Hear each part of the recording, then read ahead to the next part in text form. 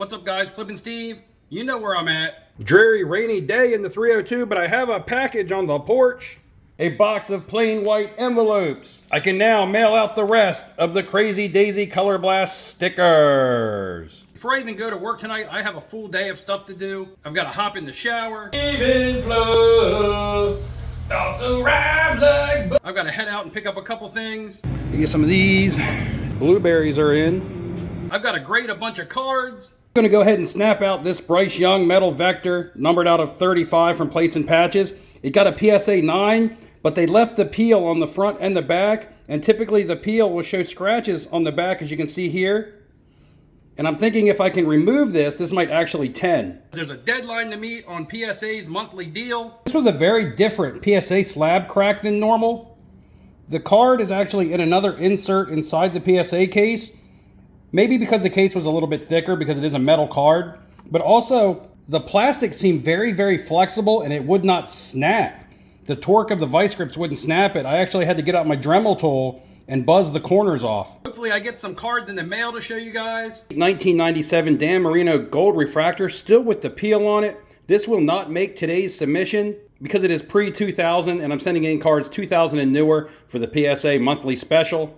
We'll show you guys one way to know that these are the gold is because they say rare refractor on the bottom corner. You have common, uncommon, and rare, which would be bronze, silver, and gold. And they also all have different pictures on the front. The gold were the hardest ones to get, then silver, then bronze. Just a little tidbit of info for you guys who weren't buying cards in the 90s and didn't know how the refractors out of Topps Finest worked. Get into old gold refractors, that's the way that you want to try to find them. We'll see what else happens. Whatever pops in my head, we'll make a discussion out of it. Guys, we're going to cook up this Yardbird and we're going to talk about the hobby. One thing that I'm starting to notice in the hobby is kind of a bit of a downtime or lack of excitement. As someone who almost solely deals in football cards, this tends to be the trend every year. Right around the month of April, even the end of March, after the free agency period and a lot of players have moved in the NFL, there just tends to be a bit of downtime prior to the draft, especially more so this year with so many uncertainties around the draft and with so many young quarterbacks coming out and nobody knowing what teams are going to trade up, who's going to draft where, who's going to draft who. A lot of times, a lot of your mock drafts can be a little bit accurate. We do have a general idea of who was going to go first, even second. Just a huge quarterback carousel at the moment. Make sure we get all the skin off this. You don't want that skin. That skin is where all the bad part is at. But the secret is getting the skin off and then seasoning it. If you season the skin and then you don't eat the skin, you don't get any flizzaver. I typically like to use this time of year as probably a buying opportunity, as a second window. I normally buy very, very early.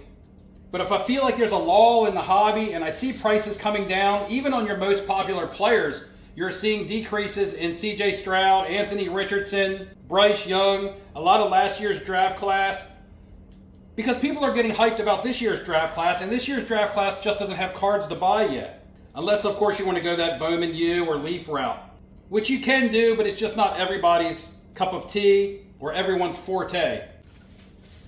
You're also seeing a lot of your first products go down in price because newer products are coming out. You're even seeing your Prisms and your Prism Silvers in raw forms kind of going down. A lot of the hype has died around the products and new products coming out. Some of the case hits that I've been buying, free this Anthony Richardson Vanta case hit rookie from this SGC 9 slab, have actually gone down in price since I've bought them. However, I'm buying them raw to grade, which still gives me room to make some profit.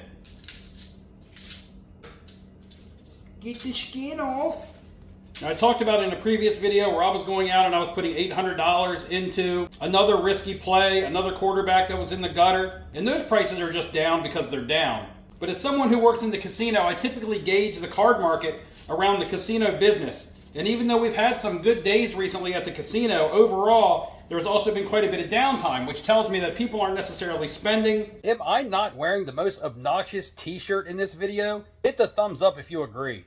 Those who have gotten their taxes early have probably spent, and then you have some that are probably still waiting on their returns. It just seems like there might be some downtime with some disposable income. With the Easter holiday on the horizon, people get a little bit tighter in the pockets. Not really much else to say, not a huge talking point, just something that I noticed. When I feel a little bit of deflation myself, and I personally don't feel any excitement for the hobby or for what I do in the hobby, lets me know if I'm not feeling excited, then I should probably buy And I know that seems weird. If I'm not excited, why should I buy? But if I don't feel excited, then a lot of other people probably aren't feeling it, which gives me a chance to buy with less competition. Supply and demand, supply and demand.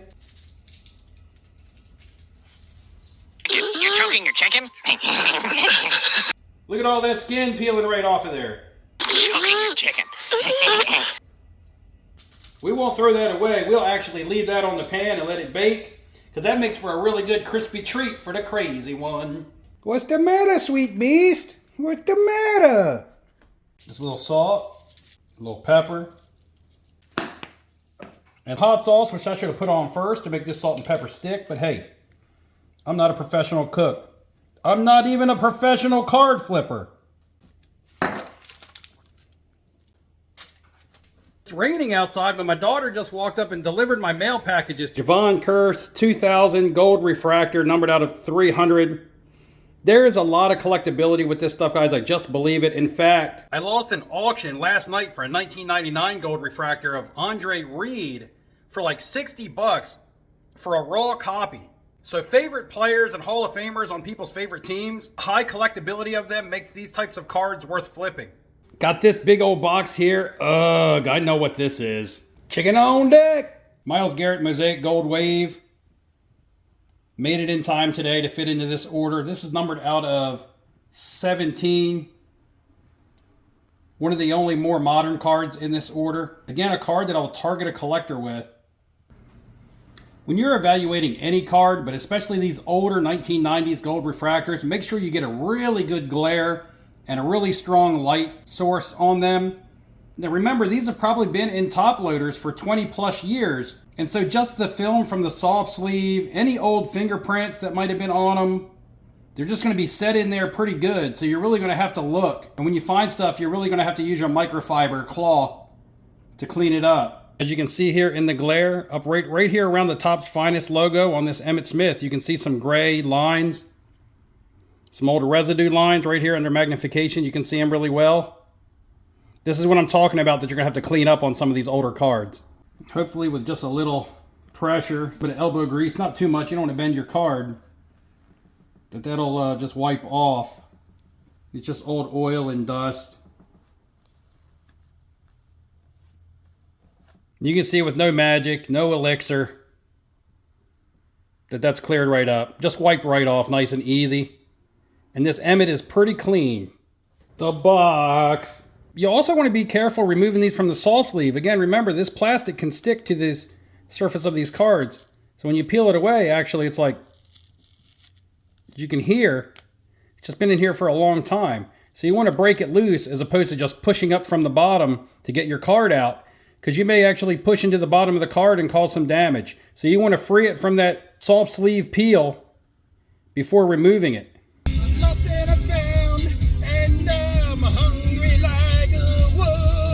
Chicken on deck. I'm after you. Chicken snack. I'm hungry like the wolf. Oh yeah. I've wrapped up the day. I've gotten some things taken care of, and it's time for me to head to work. I'm gonna go ahead and end the video with some updates on myself. I will be trying to run the gauntlet and attend the Chantilly show next Saturday, which is the 4th or the 5th or the 6th, one of those days, whatever day is Saturday. I'm going to try to be there for a couple hours. Right behind it, review me now. If you're in that area, don't be afraid to instant message me. We can get together. Power steering, instant popping. Chat about the hobby a little bit. I will be very focused on what I'm looking for, however. No stopping now. Terminator has booked our reservations to the National. Start the charge towards the National giveaway. I'm thinking about another possible fundraisers now that the Crazy Daisy stickers have just gone completely berserk. And if you want to know what's in the box, come back for my next video. What's in the box? What's in the fucking box?